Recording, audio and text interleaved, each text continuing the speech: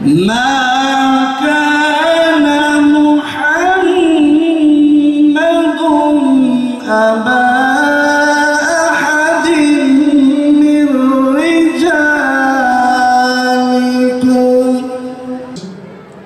Platformumuz bu yılda inşallah Türkiye'nin 300'den fazla noktasında kutlu doğum etkinliği düzenleyecektir.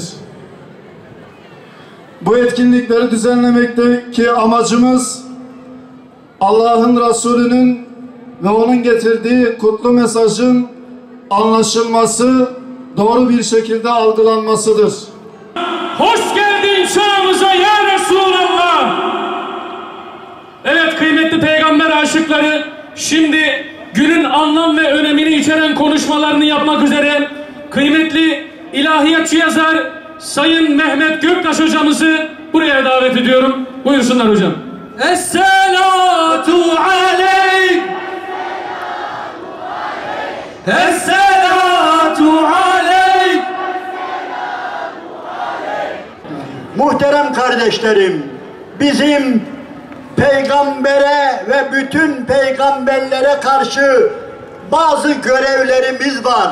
Zannettiğimizden fazla görevlerimiz var. Evet, insanlar olarak, Müslümanlar olarak birinci görevimiz ona iman etmektir. Ona itaat etmektir. İkinci görevimiz onu sevmektir. Bu da bir başka görevimiz. Ama bir başka görevimiz daha var.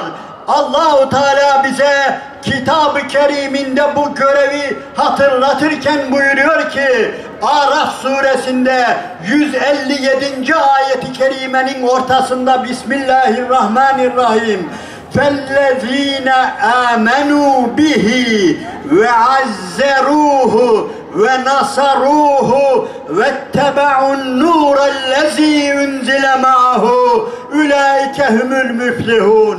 Ona iman edenler ve bir de onun davasını destekleyenler, ona yardımcı olanlar, onun aziz davasına el atanlar, onun hemen çizgisinde bulunup ben de seninle beraberim ya Resulallah diyenler var ya, işte onlar felaha ermişlerdir. Onlar kurtuluşa ermişlerdir. İyi dikkat ediniz. İslam tarihini açınız, bunu göreceksiniz.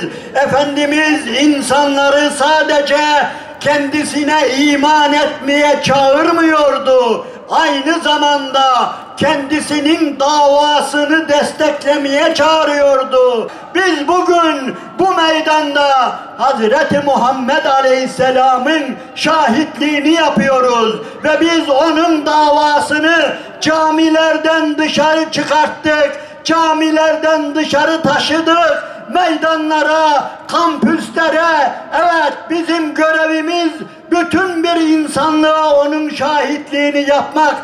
Onun ümmeti olarak biz yeryüzüne rahmet dağıtacağız. Onu üzmeyelim. Yine aynen bir gün toplanıp o şekilde onun havzının, Kevser'inin yanına varalım. Bize düşen görev budur. Onun için biz bu sene bu vahdeti işleyeceğiz.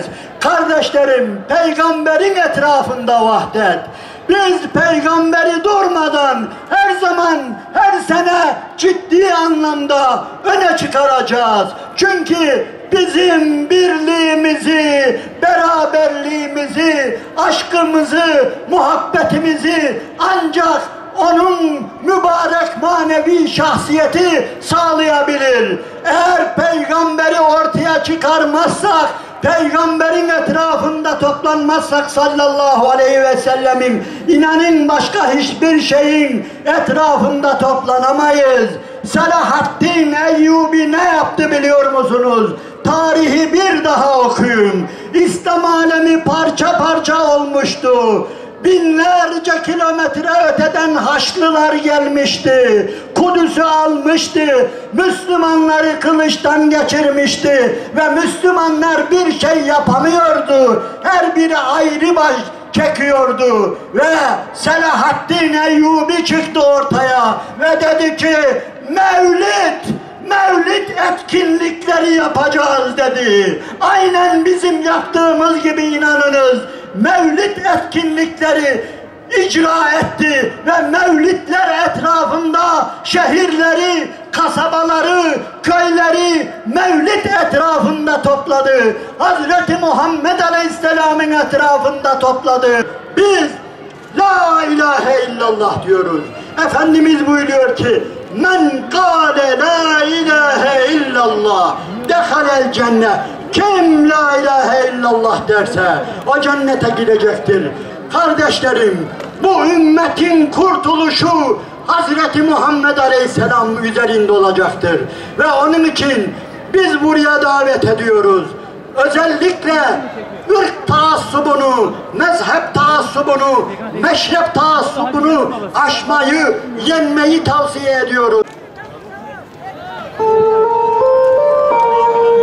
Esselatu aleyk. Bayrakları görelim, bayraklar havaya.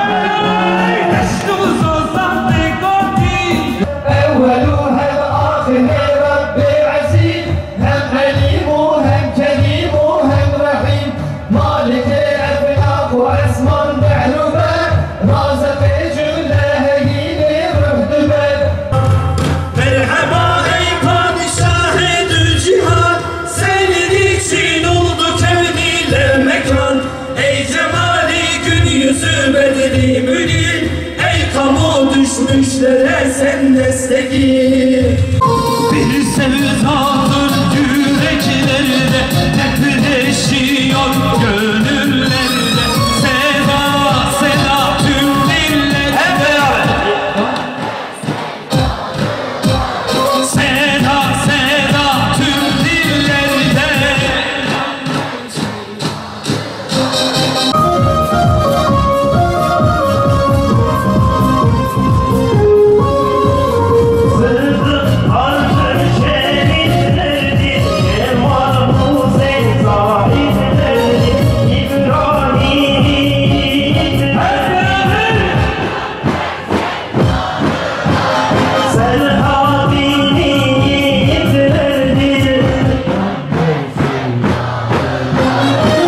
Ayakta duruyorsunuz saatlerce güneşin altında. Sizi buraya getiren neydi? Peygambere olan sevdaydı değil mi? İnşallah burada buluştuğumuz gibi Rabbim inşallah bizleri Kevser havuzunun başında peygamberle buluşmayı nasip eylesin.